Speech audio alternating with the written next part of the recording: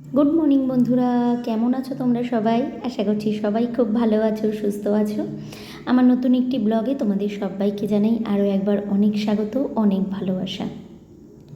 সকালবেলা ঘুম থেকে উঠেই দেখলাম ওয়েদারটা একটু রোদ রোদ উঠেছে।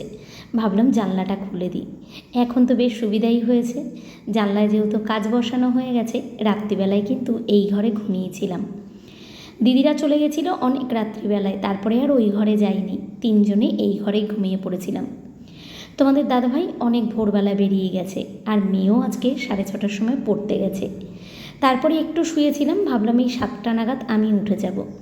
তারপরেই আবার একটু চোখটা লেগে গেছে, 7:30টার পরে ঘুম ভেঙেছে। উঠে পড়লাম, উঠে পড়ে বাসি ঘরটা ঝাঁট দিলাম শুধু, কারণ আগের দিনের অল্পই বাসনকোসন ছিল, সেগুলো এখন কিছু হাতই দিইনি। বাসি ঘরটা ঝাঁট দিয়ে ব্রাশ করে জামা কাপড় চেঞ্জ করলাম। চেঞ্জ করে এখন আমি ঢুকবো ঠাকুর ঘরে, আগে গোপাল সোনাকে তুলব। মেয়ের আজকে স্কুলও আছে, তো ভাবলাম একেবারে আগে গোপালকে তুলে খেতে দিয়ে নিই, তারপরে এদিকের কাজগুলো করব। একেবারে ঠাকুরের বাসন ধুয়ে তারপরে রান্নাঘরের দিকে আসবো। টিফিন করব শুধু মেয়ের আন্দাজে, আর রুটি নিয়ে যাবে, রুটি আর আলু ভাজা করব। আর গতকালকের একটু পোলাও আছে, আলুর দম আছে, চিকেনও আছে, তো মেয়ে নাকি পোলাও খেয়ে যাবে, তো সেই কারণেই আজকে খাবার করার অতটা তাড়া নেই। জানলাগুলো সব খুলে দিলাম, বারান্দা, রান্নাঘর, সব জায়গার জানলা খুলে দিলাম। আর ওই দেখো গতকালকে সেই বাসনগুলো মেজেছিলাম, ওগুলো আর গোছানো হয়নি। কেউ যদি বাড়িতে থাকে, তারপরে দেখবে অনেক লোক বাড়িতে এক জায়গায় থাকলে তারপরে যখন চলে যায় না, একা একা থাকতে যেন কেমন লাগে। সারাদিনের নামে মেয়ে স্কুলে চলে যাচ্ছে, ওর বাবা কাজে চলে যাচ্ছে, সারাটা দিন একা একা ঘরের মধ্যে যেন সময়ই কাটে না। যতক্ষণ কাজ করি তারপরে একটু ভূতের গল্প শুনি, টিভি দেখি, একটু গান শুনি, তারপরেও মনে হয় কত টাইম বেঁচে যায়, টাইম আর শেষ হয় না। মেয়ে থাকলে তবু কথা বলা, গল্প করা করতে করতেও কিন্তু কীভাবে যেন দিনটা কেটে যায়। তো যাই হোক, দেখো এখন আমি গোপাল সোনাকে তুলে আগে বসিয়ে রাখলাম, আর এই সব ঠাকুরের বাসন এখন বাইরের দিকে বার করছি, এখনও মাজিনি। ঠাকুর ঘরটা পুরো মুছবো, এখন মুছে তারপরে গোপাল সোনাকে এখন এই ওপরটাতে আগে বসাবো। সেই কারণে প্রত্যেক দিন আগে সকালবেলায় এই ওপরটাকে পুছে নিয়ে তারপরে গোপাল সোনাকে এখানটায় বসিয়ে রেখে ঠাকুর ঘরের নিচ পুরো পরিষ্কার করে মুছে দিই। একবারে সকালবেলা মোছা থাকলে কি দুপুরবেলা পুজো টুজো দেওয়ার সময় আর এত ঝামেলা হয় না, ঠাকুর ঘরটা পুরো মুছে একদম পরিষ্কার করে রাখি। অনেকটা টাইম কেটে গেছে। তো এটা টাকাটা হচ্ছে আমার গ্যাসের টাকা, তোমাদের দাদাভাই দিয়ে গেছে, গ্যাস আজকে আসার কথা। তো যাই হোক, দেখো এখানে রুটি করেছিলাম, আলু ভাজা করেছিলাম, আর চারিদিকটা রান্নাঘরের কী অবস্থা। তো গোপালকে তোলার পর অনেকটা টাইম কেটে গেছিলো, তো তারপরে আটা মাখা, আলু কাটা, এগুলো করতে করতে তারপরে সব কিছু তরকারি একটু গরম করা মেয়েরগুলো, তো সেগুলো করতে করতেই অনেকটা টাইম কেটে গেছে। তারপরে মেয়ে পড়ে আসলো, ও রেডি হওয়া, ওর হাতে হাতে সব কিছু গুছিয়ে টুচিয়ে দিয়ে ওকে বার করে দিলাম। ও আজকে সাইকেল নিয়ে বেরোনোর সময় দেখলো সাইকেলটা গেছে লিক হয়ে, আর এমনিতেই আজকে আসতেও একটু দেরি হয়ে গেছে, পড়া ছিল। বাড়িতেই এসছে তখন 10টা বাজে, 10টার সময় এসে হুড়োপাড়ি করে তারপরে রেডি হলো, বেরাতে যাবে, তখন দেখে সাইকেলটা লিক। কী আর করা যাবে, তারপরে বললাম একটু জোর পায়ে হেঁটে চলে যা, গিয়ে রিক্সা ধরে চলে যা।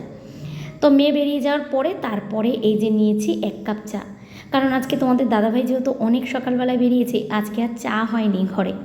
ও বলল চা খাবে না, আর আমিও খাবো না। আমি বললাম তাহলে থাক, আমার একার জন্য করতে হবে না।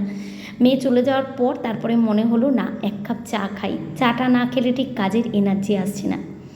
তো এখানে চা নিয়ে বসেছি, আর সাথে আমার জন্য রুটি না, ফ্রিজের মধ্যে পাউরুটি ছিল, গতকালকে আনা হয়েছিল আর খাওয়া হয়নি, তো ভাবলাম পাউরুটিটা নষ্ট হয়ে যাবে, 4 পিস পাউরুটি আমার জন্য সেঁকে নিলাম, দিয়ে তরকারি দিয়ে চা দিয়ে পাউরুটি দিয়ে এখন আগে খাবো, খেয়ে দিয়ে তারপরে কাজে হাত দেবো, কারণ খিদেও পেয়ে গেছে ঘুম থেকে উঠে, আর চাও খাওয়া হয়নি। গতকালকে শাশুড়ি মায়ের ঘরে সব জামাকাপড় মেলে রেখে পাখাটা চালিয়ে রেখেছিলাম, সব জামাকাপড় তো শুকিয়ে গেছে, কিন্তু জামাকাপড়গুলো আর ভাঁজ করা হয়নি। এখন জামাকাপড়গুলো ভাঁজ করে ঘরটা পুরো গুছিয়ে নেব। গতকালকের ভিডিও ছাড়ার পর তোমরা অনেকেই আমাকে একটা কথায় বারবার কমেন্ট করেছো, কমেন্ট করার থেকেও তোমরা আমাকে ভুল বুঝেছো। এটা ভুল বোঝারই কথা, হয়তো তোমাদের জায়গায় আমি থাকলে হয়তো আমিও ভুল বুঝতাম। দেখো, সংসার যার যার সংসার, শেষে কিন্তু ভালোভাবে বুঝতে পারি।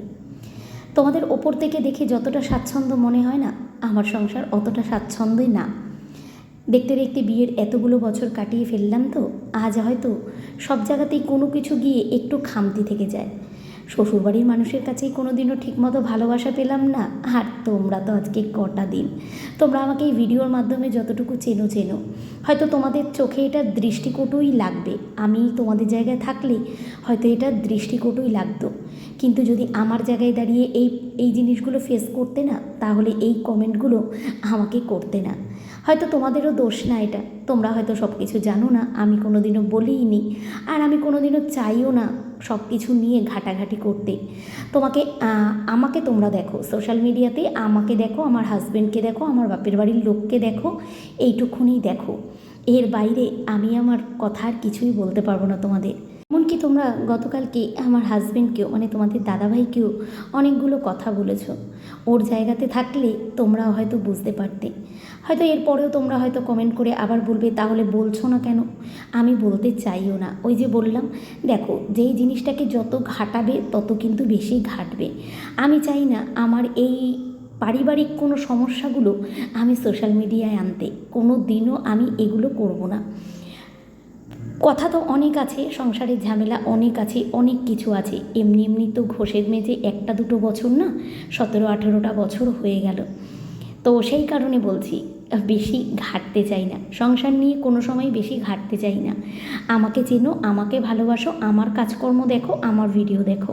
হ্যাঁ, এটা তোমাদের খারাপ লেগেছে, তোমরা কমেন্ট করেছো, সত্যিই তাই। কিন্তু আমি চাইলেও, ভালোবেসে আমি মানুষকে কাছে চাইলেও মানুষ আমার কাছে আসে না। এটা আজকের থেকে না, এটা বহু দিন থেকে। এইটুকুনি শুধু শুনে রাখো। কোনোদিনও কারোর কাছে সেইভাবে আমরা তিনজন কোনোদিনও মানে ভালোবাসা পাইনি, বুঝেছো? আর এই যে তোমরা আমার মাকে নিয়ে এতগুলো কথা বলেছো না, যে আমি আমার মাকে ডেকেছি তোমাদের দাদাভাই মেরুদণ্ডহীন, একদমই না। আজকে যদি ওই যে বললাম, আমাদের জায়গায় যদি থাকতে তাহলে বুঝতে পারতে। সব কিছুরই কোনো না কোনো কারণ থাকে, কারণ ছাড়া কিন্তু সংসারে কোনো কিচ্ছু হয় না। আর আমার মার কথা বলছো, আমার মার অবদান তোমাদের দাদাভাইয়ের জীবনে অনেক বড়। শুধু আমার মা বলবো না, আমার মা, বাবা, ভাই তিনজনেরই কিন্তু তার থেকেও বড় অবদান আমার মার। সেই কারণে তোমাদের দাদাভাই এতটা আমার মাকে, এই যে তোমরা বললো না যে মেরুদণ্ডহীন, সেটা না, তোমাদের দাদাভাই আমার মাকে সম্মান করে। হ্যাঁ, তবে এটা বলবে যে তাহলে নিজের মাকে করে না, নিজের মাকেও করে। কারণ পৃথিবীতে মা বাবার জায়গাটা কিন্তু কেউই নিতে পারে না। আমরা তো বিয়ে করে অনেক পরে আসি, তাই না? মা বাবার জায়গা কিন্তু পৃথিবীতে সবার উপরে, কিন্তু হয়তো সব সময় সব সম্পর্কগুলো ঠিক থাকে না। যাই হোক, চলো, অনেকগুলো কথা বললাম, তো কিছু মনে করো না। তোমাদের জায়গায় তোমরা ঠিক, আবার আমার জায়গার থেকেও বিচার করলে আমি ঠিক। তো যাই হোক, দেখো, এখানে আমার কাজকর্ম কিন্তু অনেক হয়ে গেছে, আমি কিন্তু অনেকগুলো কাজ করে ফেলেছি। তো এদিকে আগে আসলাম ঘরটা গুছিয়ে জামাকাপড়গুলো ভেজাতে। জামাকাপড়গুলো ভিজিয়ে সঙ্গে সঙ্গে কেচে নিলাম, কারণ ওই যে বললাম সকালবেলার ওয়েদারটা একটু ভালো ছিল, তারপরেই দেখি ওই যে বৃষ্টি আরম্ভ হয়েছে। আর গতকাল থেকে জামাকাপড়গুলো অনেকগুলোই ছিল, ছাড়া জামাকাপড়, তো সেগুলো কেচে দিলাম। দুটো পা মোছা ছিল, সেগুলো ধুয়ে দিলাম। আর তার মাঝখানে জলের ভাইকে বলেছিলাম জলটা দিয়ে যেতে, তো ভাই এসে জলটাও দিয়ে গেল। ওকে বললাম জলটা এখন ঢোকাতে হবে না, কারণ আমার ভিডিও স্ট্যান্ডটা দেখে ও বলল, বৌদি আমি এখানেই জলটা রেখে চলে যাচ্ছি। আমি বললাম ঠিক আছে, এখানে রেখে দাও, আমি পরে ঢুকিয়ে নেব। জামাকাপড়গুলো এখন মেলবো, এখন বৃষ্টি নেই, ভাবলাম বাইরেই দিয়ে রাখি, যতক্ষণ একটু হাওয়ায় হাওয়ায় শুকায়। আর ঘরের সামনে গাড়িটা দেখতে পাচ্ছ, তোমাদের দাদাভাই কিন্তু গাড়ি নিয়ে যায়নি, কারণ ও আসবে না 2-3 দিন, আবার ও আসবে না। আবার তোমরা এই কথাটা বললেই অনেকে বলবে, এই তো বললে তোমার বর আসবে না, আবার তো চলে এসছে। আসলে কি বলো তো, কন্ট্রাক্টর মানুষদের এমনই হয়, লেবার লাগিয়ে দিয়ে যখন প্রয়োজন হয় তখন সাইডে থাকে, আবার যখন প্রয়োজন না হয় বাড়ি চলে আসে। কারণ তোমাদের দাদাভাই যেই কাজ করে না, একটা সাইড নিয়ে পড়ে থাকলে হবে না।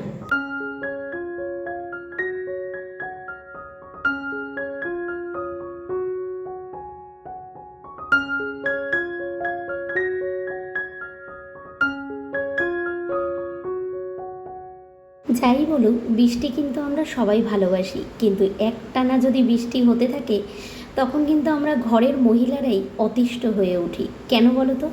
এই জামা কাপড় নিয়ে। এখন তো সবথেকে বড় সমস্যা হয়ে গেছে জামা কাপড় শুকানো। আজকে রোদ উঠছে না মনে হচ্ছে কত দিন ধরে।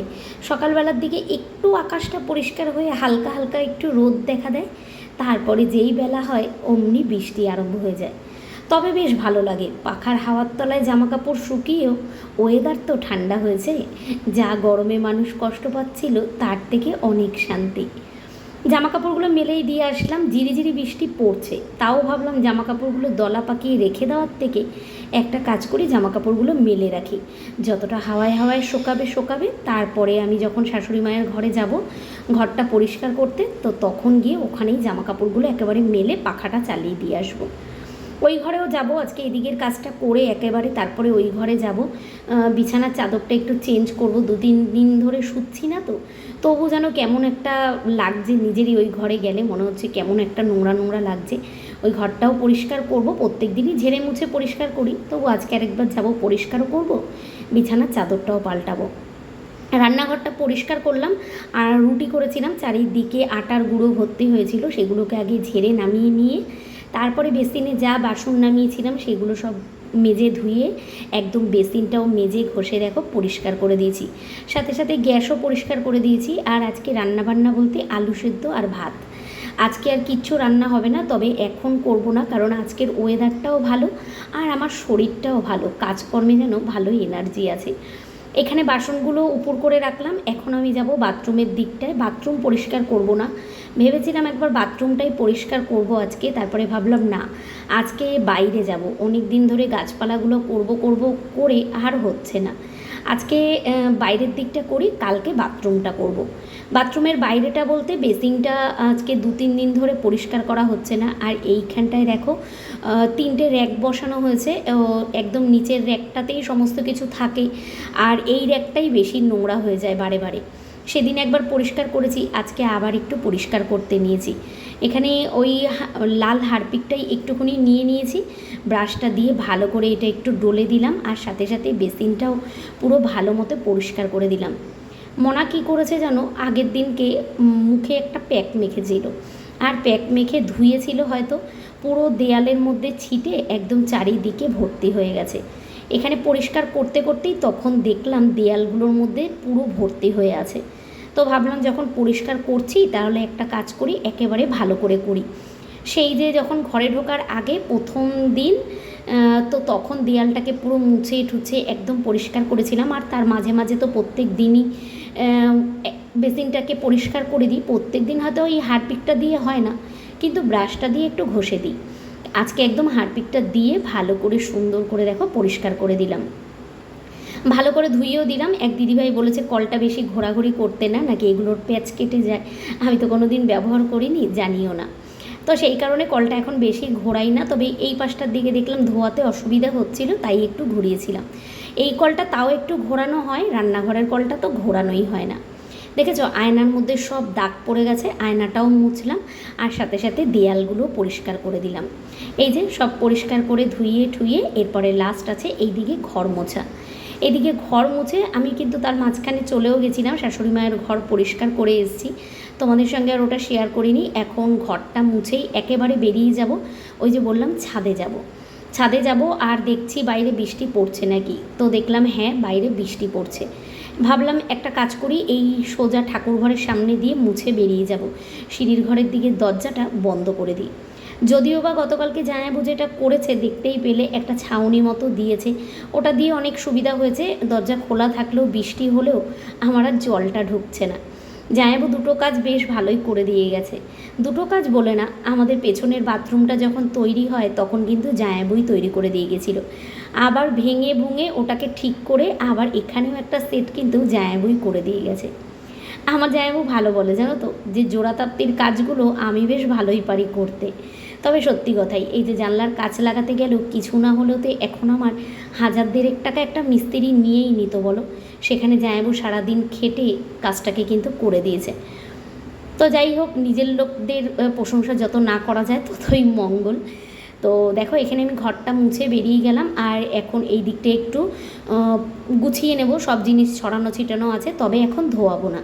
আমি ছাদের ওপর থেকে নামবো, তারপরে ধোয়াবো। এখন এগুলোকে সব একটু গুছিয়ে গাছিয়ে তারপরে আমি ওপরে চলে যাব।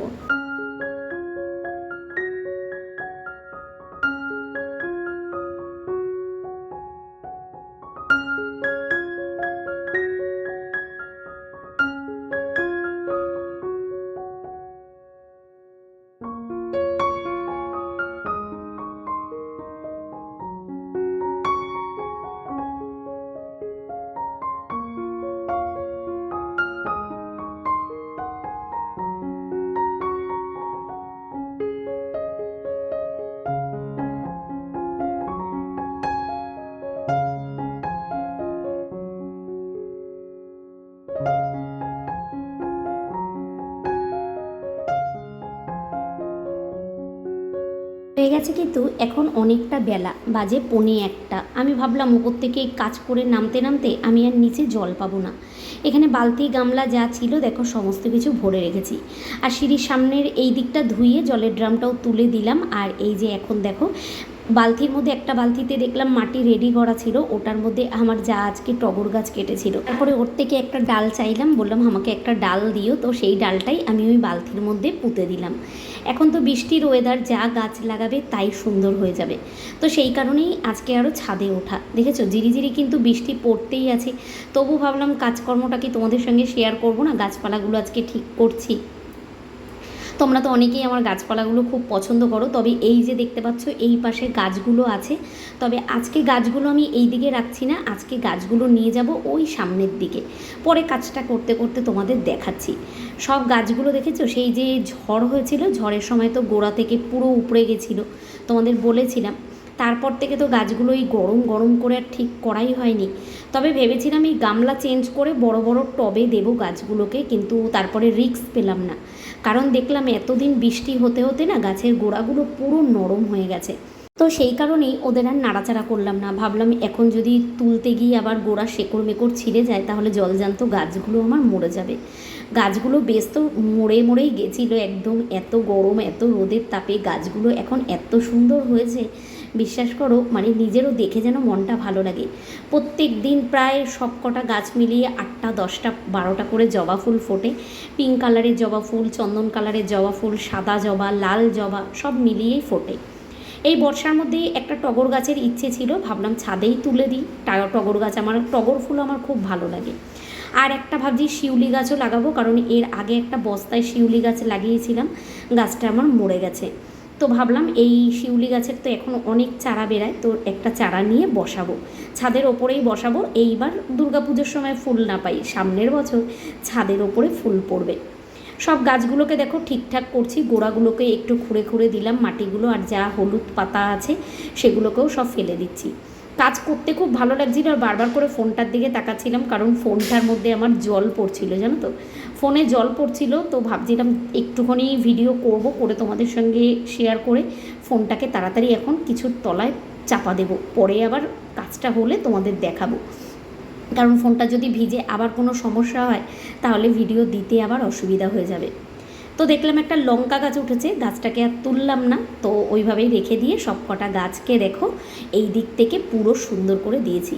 সিঁড়ি দিয়ে উঠতেই একদম এই পাশটা থেকে পুরো লম্বা করে গাছগুলো দিয়েছি। তো বেশ ভালো লাগছে, একটা সাইড করে রাখলাম আর ওই সাইড থেকে নিয়ে আসলাম, কারণ আমি যখন গাছে জল দিই না ওনাদের ওই ব্যালকনির ওপর দিকে ছিটে যায়, তো সেই কারণেই সরিয়ে দিলাম। বাবার লোকে কিছু বলার থেকে আগে আমি সরিয়ে দিই। ছাদের ওপরে উঠেছি অনেক ভয়ে ভয়ে, জানো তো, সিঁড়িটা তো পুরো ভিজে গেছে, আর সিঁড়ির ওই প্লাইগুলো একদম নরম নরম হয়ে গেছে। ভয়ে ভয়ে উঠেছি আর নেমেছি। সব কটা গাছ ঠিক করে রাখলাম, আর এই বস্তার জবা গাছটাকে দেখো এই পাশে রাখলাম, কারণ সব কটাকে একটু ঠেকনা দিলাম, ওই রডের সঙ্গে সঙ্গে একটু বেঁধেও দেবো, কোন সময় আবার হাওয়া দেবে, না হলে আবার এগুলো সব কিছু গোড়া সমেত উপড়ে যাবে। গাছগুলো ঠিকঠাক করা হয়ে গেছে, পুরো বৃষ্টিতে ভিজে ভিজেই করলাম, বেশ ভালো লাগলো। সব গাছগুলো সিঁড়ির ঘরের এই পাশটার থেকে এনে রেখেছি। আরও কতগুলো গাছ তুলবো, মাটিটা আছে, মাটিটা কোনো কাজে লাগেনি, এগুলোকেই শুধু একটু ঠিকঠাক করে জায়গা মতো এই সাইড থেকে বসিয়েছি। আর এখন আর ছাদ ঝাড়ও দেবো না, ভালো জোরেই বৃষ্টি নেমে গেছে, এখন আমি গিয়ে স্নান করব, সিঁড়ির ঘরটা ধুইয়ে স্নান করব, ঠিক আছে। তো এই যে এগুলো সব এখন রইলো, কালকে সকালবেলা দেখি ছাদটা ঝাড় দিয়ে ভালো করে ধুইয়ে দেবো। আর ওই পাশটা এখন প্রচণ্ড স্লিপ, কারণ ওই পাশটায় জল জমে, তো ওই পাশটা কিছু করা যায় না, ঠিক আছে। চলো এখন আমি নিচে যাই, নিচে গিয়ে স্নান করে তারপরে কথা হচ্ছে।